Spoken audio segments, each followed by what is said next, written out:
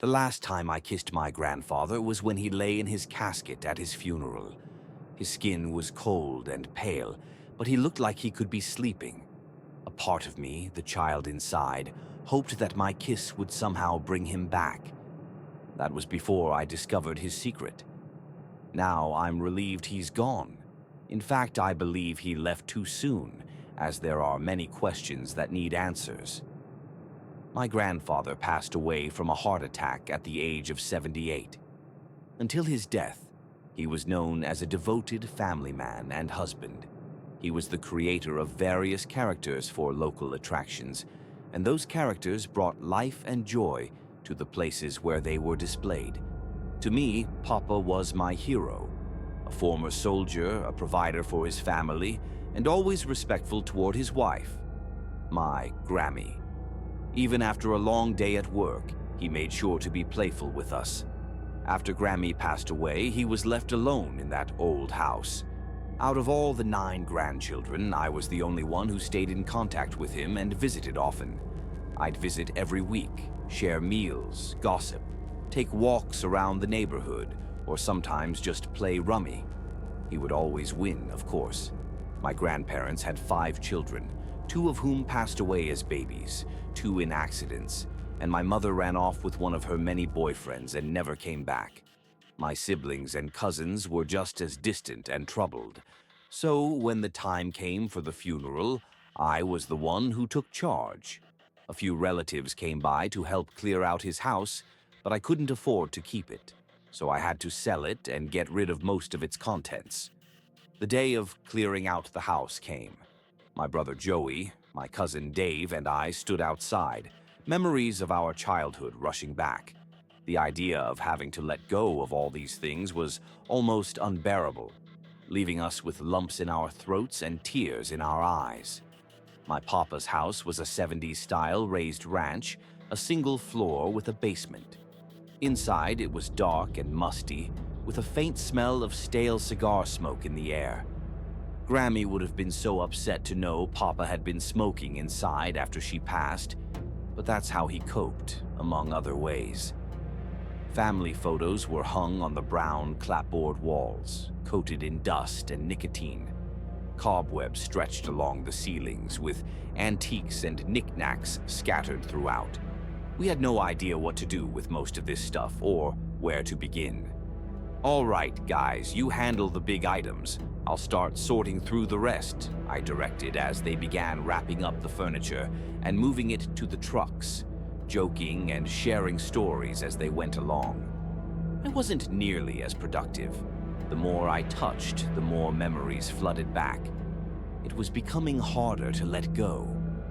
At one point, I found an old photo of my grandfather and me, and I had to step outside for a breath. The emotions were overwhelming. As I was outside, I heard a thud followed by some arguing. "Are you serious, bro? I told you to go that way."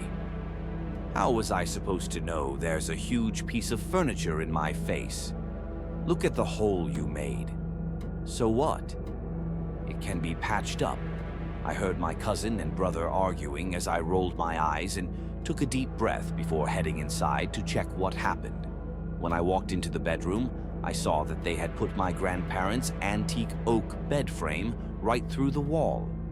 "Nice job, guys. You had one job to do," I said, exasperated. "Forget arguing over who did it. Let's just finish this." Just then, Joey yelled, "Holy shit!" I jumped, dropping the bed frame right onto Dave's foot. Dave freaked out, kicking the wall again, causing another hole. "You guys, there's another room in there," Joey said, peering through the holes. "Jess, give me your phone. Turn on the flashlight," Joey called to me. I handed him my phone and he shone the light through the hole. Sure enough, there was another room. I didn't remember this house having anything other than the rooms I grew up with. It looked like a small office with some file boxes and a table, though it was too dark to see clearly. "Forget the dumb stuff," Dave said suddenly, punching another hole through the wall. I stepped back, shocked, as they continued making the hole bigger until it was wide enough to step through. I wanted to stop them, but I was just as curious. What could be back there? We finally got through, and surprisingly, the electricity worked in that part of the house too. It wasn't just another room, it was a whole hidden addition. The smell of mold was overwhelming, along with something else we couldn't quite place. We put on dust masks and proceeded further in. The lights were dim, and what we thought was a single room branched off into several chambers. Joey led the way and was only a few feet in when he screamed in shock. "What the hell?" Joey jumped, causing the rest of us to react in shock. "Oh my God, I almost died. Look at what's in the room," he said, pointing to something inside. I hesitated, afraid of what I might see. I peeked in and then jumped myself. It was a 7-foot-tall pink elephant in overalls. I couldn't help but laugh. Dave pushed past me to see what was so funny and jumped too. We both burst out laughing. My grandfather made characters for theme parks, amusement parks, and tourist attractions. This must have been where he stored them all. It was both creepy and fascinating, knowing my grandfather had created these bizarre figures. We took a few pictures for the memories before deciding to call it a day. "All right, guys, I think we've had enough for today. We'll come back tomorrow to finish clearing out the house. I'll post something on social media to see if anyone wants to take these characters off our hands. Unless any of you want to keep any," I joked before we said our goodbyes. The next day, we finished cleaning out the main house and waited to find a buyer for it. We managed to find a collector on Facebook Marketplace who wanted to purchase the characters, offering to pay for both the items and the shipping if we could help move them out. These things were heavy, so we used dollies and other moving equipment to move them out. As we were hauling the last character, a giant duck, one of its wings clipped the door frame, causing a chunk of it to break off. We all winced at the sight of the 1-foot square piece that came off, along with something small and skeletal attached to it. Joey froze, dropping the duck in horror. "What the hell, Joey? Did it land on your foot? Was there a spider?" Dave asked. Joey was pale, speechless, and ran to a corner, vomiting. We were all too distracted by the broken character and Joey's reaction to notice the body on the floor.